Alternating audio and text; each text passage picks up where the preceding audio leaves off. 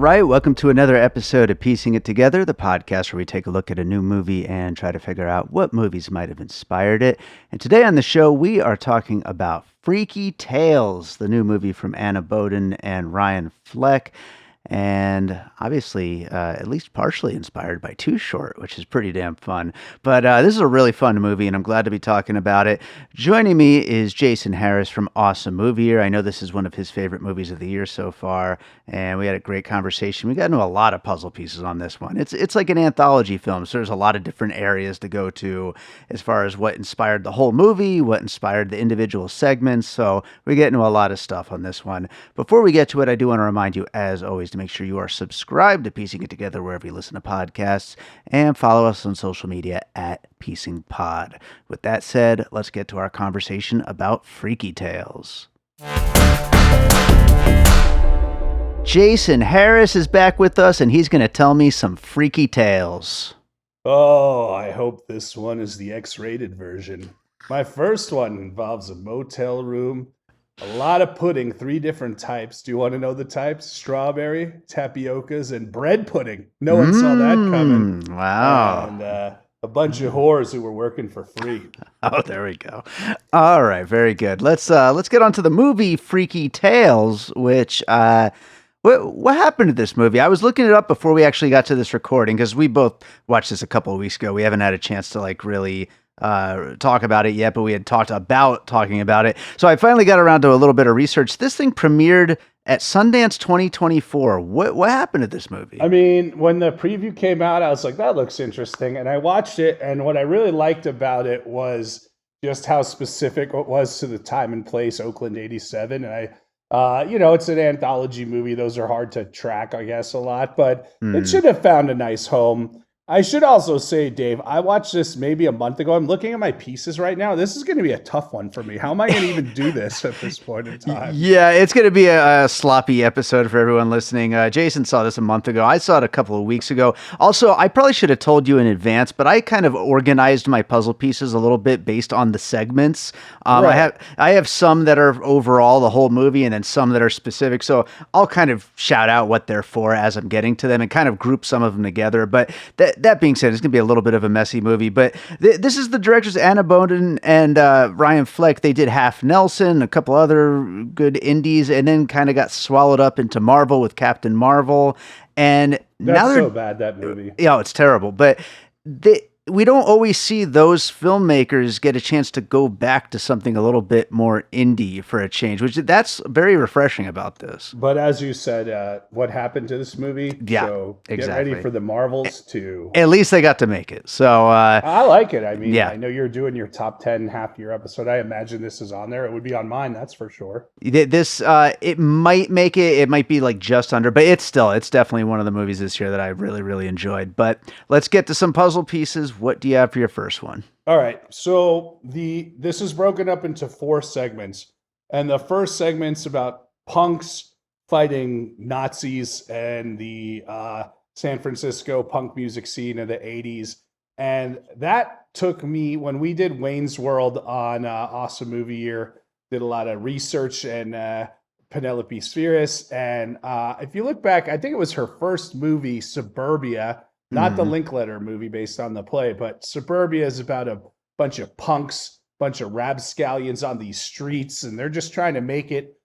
They got to fight a lot of people. Now, are those punks the good punks or the bad punks? I'm not exactly sure, but it definitely had that feel of 1980s Suburbia Penelope Spheris.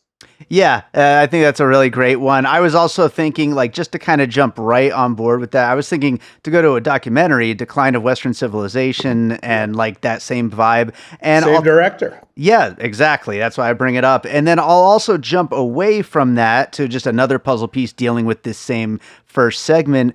I kept thinking of Green Room, which is a fantastic movie set in a club with punks facing off against Nazi punks. And of course, we all are going to root for the punks and not the Nazi punks.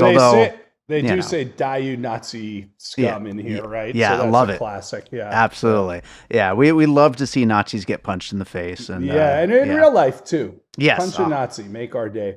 100%. So Jeremy Saulnier, Green Room, that's my favorite of his movies. But as we said last year, Rebel Ridge, like a real return to form. So Oh yeah. super pumped to see the next Saulnier movie, whatever that may be, which I think Yeah. we probably talked about on Awesome Movie or here or somewhere. Who knows? Yeah. So, all right, Dave, you're gonna have to help me fill this one in because it's still in segment one, and there are these two Asian teenagers, will they, won't they type thing. There's a whole thing of, they're going to get together, but maybe they won't get together. And at one point, they have to hide in, I think, the girls' bathroom, and we meet the mom. And that took me to Dee Dee from last year, Yeah, yeah. which, single, she might have not been a single mom in this one, but in Dee Dee, she's a single mom with a kid who's involved in skateboarding and the punk movement. And this girl is trying to live her modern life against the traditional background. So that is where Dee Dee comes into it. Yeah, and it's funny because like DD, great movie, great recommendation for anyone who didn't see it because it was a little under the radar and definitely worth checking out. But it's funny because of this being this anthology movie with these different segments. Like you certainly wouldn't look at DD for the whole overall movie, but just that idea of that, I think it's really fits really well for that kind of relationship there. And yeah, it's some really interesting characters, and that's part of the fun of Freaky Tales is you get just all these different characters. In some places they mix together, in some cases they don't, and they're just their own little stories. But it's great stuff. Yeah, we should say, because we've mentioned the anthology, there's four segments. There's the punks versus the Nazis. There's a rap battle with Too Short and a female girl rap group. And then there's Pedro Pascal, who is under the thumb of a crooked cop, and he has to keep doing jobs for him, even though he's supposed to be out at this point in time. Mm-hmm. And then lastly, there's Sleepy Floyd, the point guard from the Golden State Warriors, whose house gets robbed, and he uses all types of martial arts to get his vengeance. Absolutely. And I will jump to that second segment with the rap battle and combine a couple of pieces here. I'm going to go obviously with 8 Mile. When you think of rap battles in movies, you kind of go there. I was also thinking of Rockstar, the Mark Wahlberg rock and roll movie, because these girls, they just are so psyched to be performing with Too Short. And it's funny, Too Short is in this movie. And of course, it's, loosely based or inspired by a Too Short song, but he doesn't play himself. Somebody else plays him, and then he plays a cop at one point in the movie. But it's cool though to see them recreate Too Short concerts from that era. It was fun. Like I said, I think they really hit it out of the park with the music on this thing.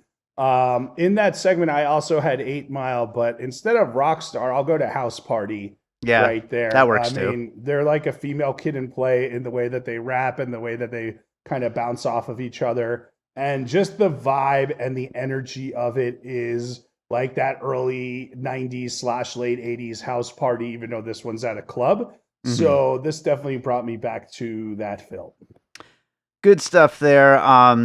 I will go with, so I'm going to step away from all of the segments for a second. I'll get back to some that go to specific segments in a bit, but I wanted to mention 3,000 Years of Longing, the George Miller misunderstood love letter to storytelling. I understood it. It was terrible. It was wonderful, and nobody liked it. I think you misunderstood it. No, I knew what he was going for. But that being said, I think while that is a love letter to storytelling, this movie is clearly like a love letter to just all kinds of entertainment in general. It's a love letter to action movies, to music, video games, comic books. I think this is a movie that really is just all about celebrating just the influence of all these things, which makes it a movie that I really did not want to skip out on doing an episode on. So I'm glad we're talking about it now. But yeah, I think people just didn't get what he was going for with 3,000 Years of Longing. And I think to a degree, this movie is being slept on a little bit, but I think people that watch it do get it and have really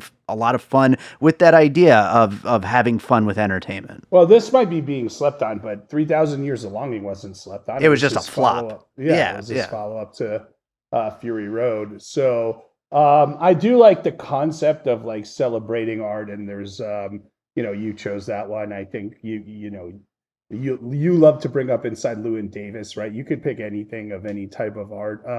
Living in Oblivion from the 90s, a great look at making an indie film, Mm, right? So the idea of celebrating the making of art. Another one to throw on there would be Mike Birbiglia's excellent movie about improv. Don't Think Twice, about a yeah. Chicago improv group and just kind of the art and how it affects them personally. So I do like the idea of utilizing art as an overall theme here. Yeah, absolutely. Well, let's go to another one. What do you have next?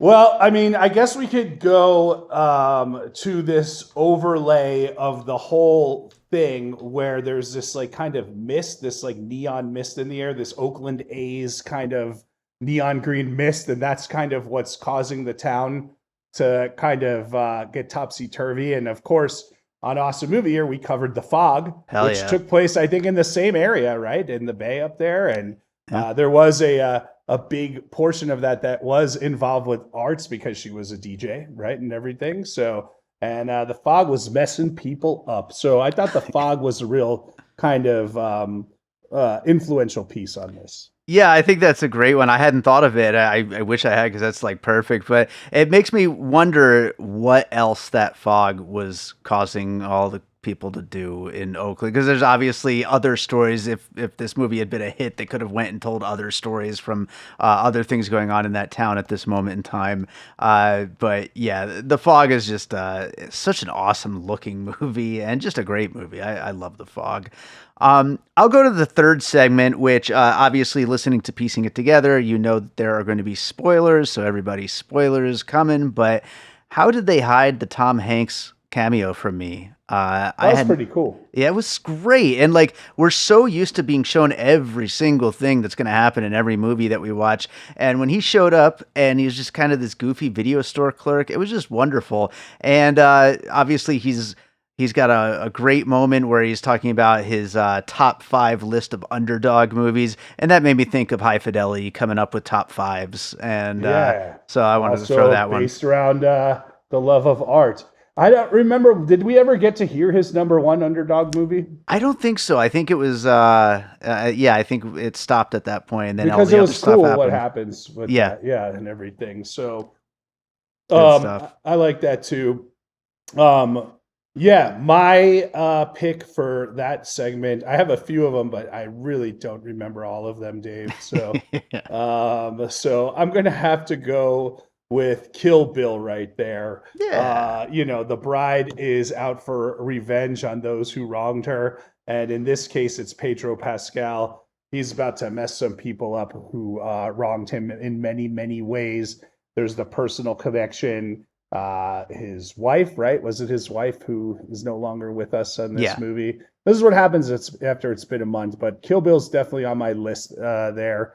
You yeah. could also have Kill Bill later in this, but I think I went with because of the sword fight in the last segment is Sure. almost like kind of really, really borrowing from Kill Bill there. Yeah, and you also obviously can have Pulp Fiction for the whole setup of everything going on here, as well as the diner scene, which feels like it's clearly inspired by that. And so a lot of Tarantino all throughout this. So definitely some Kill Bill and Pulp Fiction in there.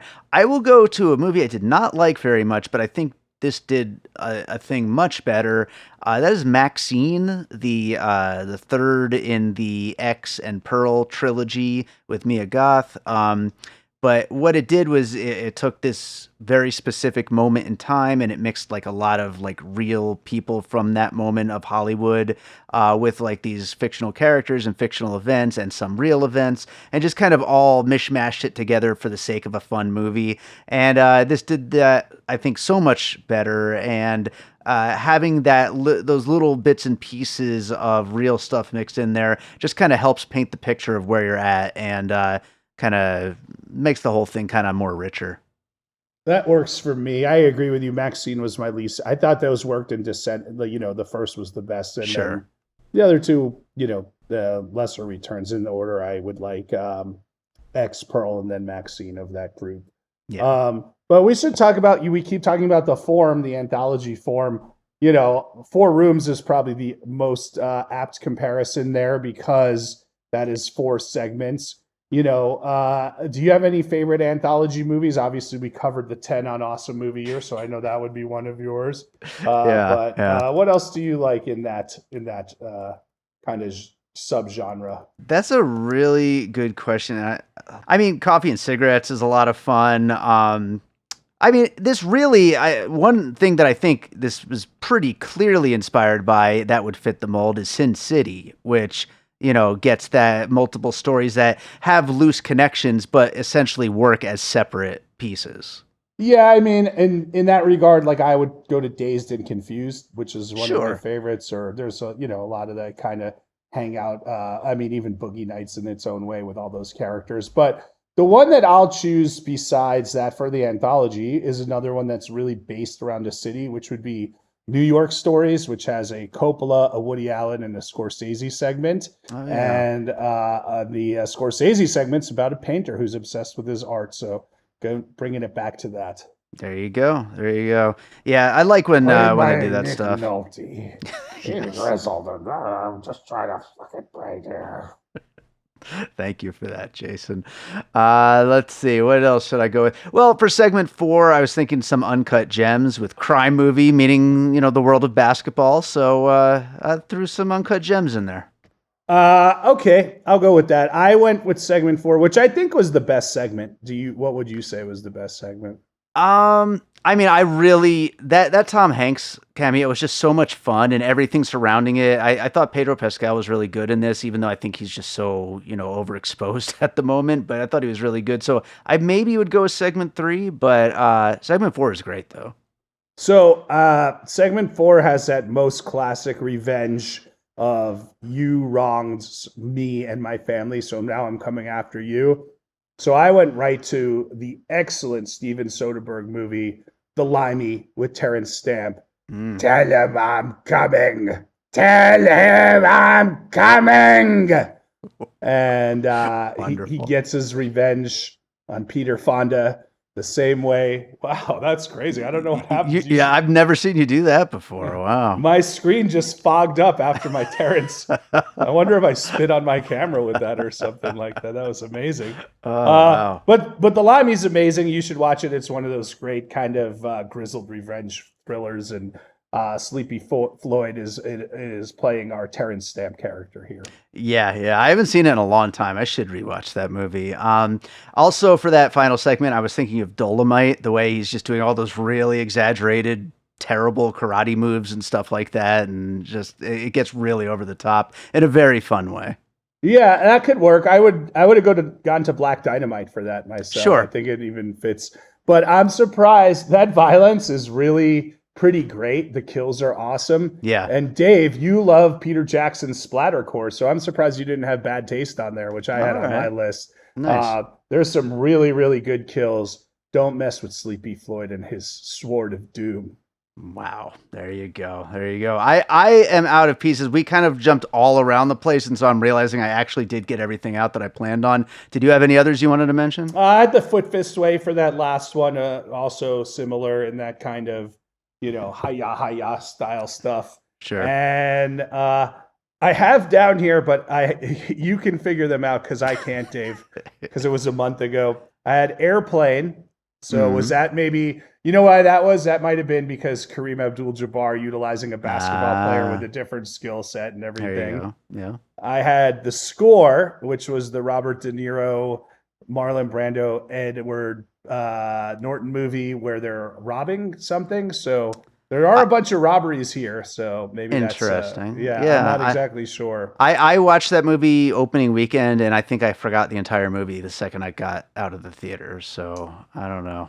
And I also had Raiders of the Lost Ark. My guess is that there was a sequence here where some big bad was like flexing, and then Sleepy Floyd just killed him in an instant, and Yeah, that brought me back to Raiders of the Lost Ark. there you go. That works for a good final puzzle piece here. Yeah, we got into a lot of fun stuff here. Jason, any closing thoughts? Anything you didn't mention that you want to mention? I mean, I just like the vibe of this movie. I mean, it just goes to show that we should let cool indie filmmakers make cool indie films. Yeah, Don't yeah. trap them in the death knell of the Marvels. especially in that franchise. It's so bad, dude. Mhm. Yeah. So yeah, that's this is, like I said, on my top 10 right now, and I don't know if it'll stay there, but I'm glad we're at least spotlighting it now. Absolutely. Well, Jason, is there another movie you watched recently you'd like to recommend to our listeners? Let's see, Dave. What's one that we haven't talked about recently that I guess I could recommend something that we just did an episode on Awesome Movie Year, because to me it was a new find. I knew about the movie, but I hadn't seen it before and really loved it. It was A Most Violent Year from J.C. Chandor, who's a perfect example of what we're talking about Yeah, right now. right. J.C. Chandor is my puzzle piece for these directors, and vice Yeah. versa, right? He made these really cool, lower budget, like kind of really unique voiced movies. And then he had to do Dave's favorite crap, Craven the Hunter. And it's like, Chandor, come back. Give us something cool again, brah. Yeah, absolutely. Absolutely. Jason, what's going on with comedy, Awesome Movie Year, everything else you're up to? Comedy, is that still a thing? Who knows? I think it is. I still do comedy. I still have a ton of trivia nights around town. Dave, come get your chips and dip, you son of a bitch. Mhm. And Awesome Movie Year, we're in 2014. Chugging along. I say it again. I think this is going to turn out to be a better movie year than people have given it credit for. I think we got a lot of really great movies coming up. So yeah, it's an awesome season for sure. Jason, as always, this is great, and we'll talk to you again sometime soon. Thanks, Dave. I just watched a movie today, so if you want to do an episode on it in 17 months, I'll be ready for it.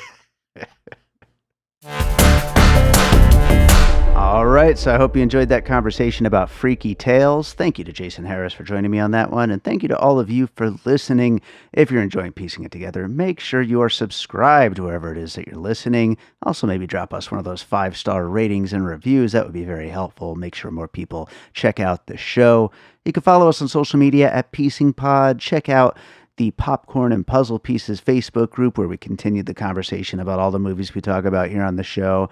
And don't forget, we do have a Patreon, the Produced by David Rosen Patreon, where I post bonus and advanced content from Piecing It Together, from Awesome Movie Year, that's Jason's podcast, and from my music career. Lots of great stuff over there at patreon.com/bydavidrosen. You're supporting the show, and you're getting access, early access, as well as exclusive access to all kinds of cool stuff. So check it out. Again, it's patreon.com/bydavidrosen. And with that said, we'll close this out with a piece of music. And those of you who know me know I have, my instrumental music is my main thing. I also have my silly songs about my pets. And I don't talk about it very often because it doesn't fit very well in today's world.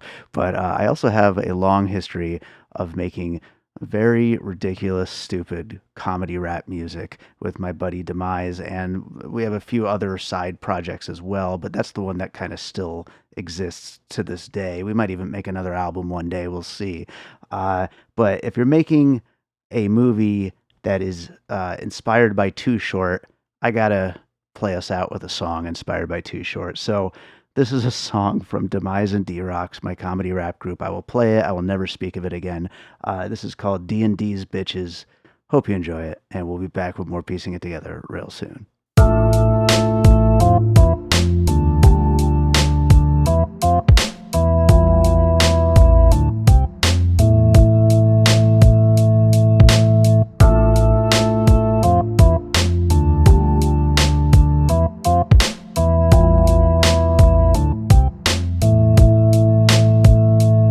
Alright, first things first, this is how it go. When I fuck these bitches, make them sound like Michael Winslow. Beeps, creeps, and sweeps underneath the sheets. Sometimes I court multiple bitches at the same time, and once I court one of these bitches, the bitch is mine. I got that name brand dick, and all these bitches want it. I got a whole lot of bitches, and you know I flaunt it. I could get a bad bitch anytime that I want. I'll even catch a raw blowjob from Rob Lowe's mom. Who's the baddest motherfuckers? It's Demise and D-Rocks. Tag teaming bitches like our names was Winklevoss. Sliding into bitches just like an S-Pen. Dress up like a cop, find some hoes and arrest them. Fucking chicks half my age like Xander Cage, triple X rated. The opposite of masturbated, though you know I do that too. Respect that, boo. Who them bitches? D&D's bitches. Who those bitches? D&D's bitches. Who y'all bitches? D&D's bitches. All these bitches is D&D's bitches. Who them bitches? D&D's bitches. Who those bitches? D&D's bitches. Who y'all bitches? D&D's bitches. All these bitches is D&D's bitches.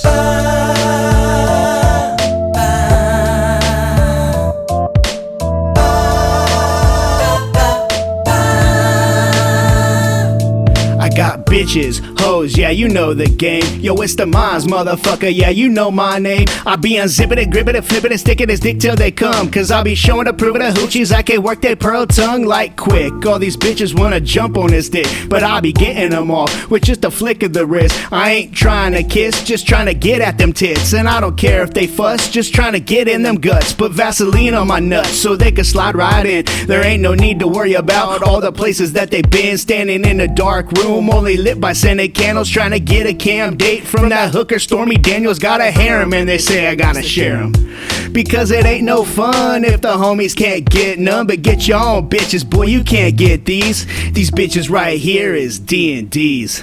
Who them bitches? D&D's bitches. Who those bitches? D&D's bitches. Who y'all bitches? D&D's bitches. All these bitches is D&D's bitches. Who them bitches? D&D's bitches. Who those bitches? D&D's bitches. Who y'all bitches? D&D's bitches. All these bitches is D&D's bitches.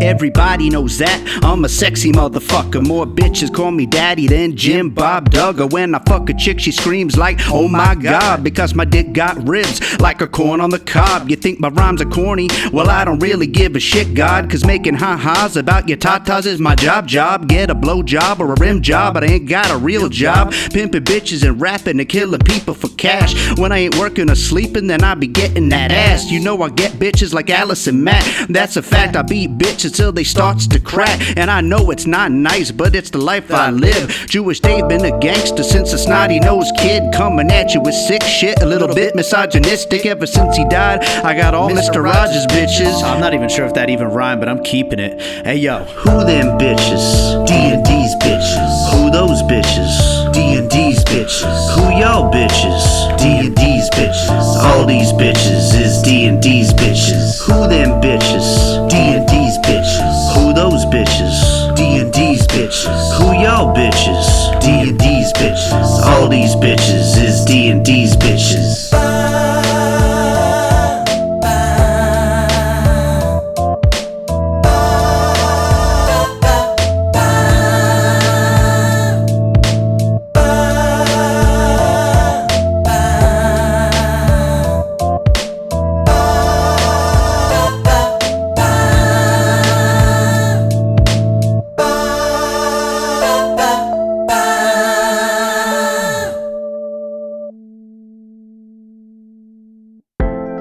An All Points West production, produced by David Rosen in Las Vegas.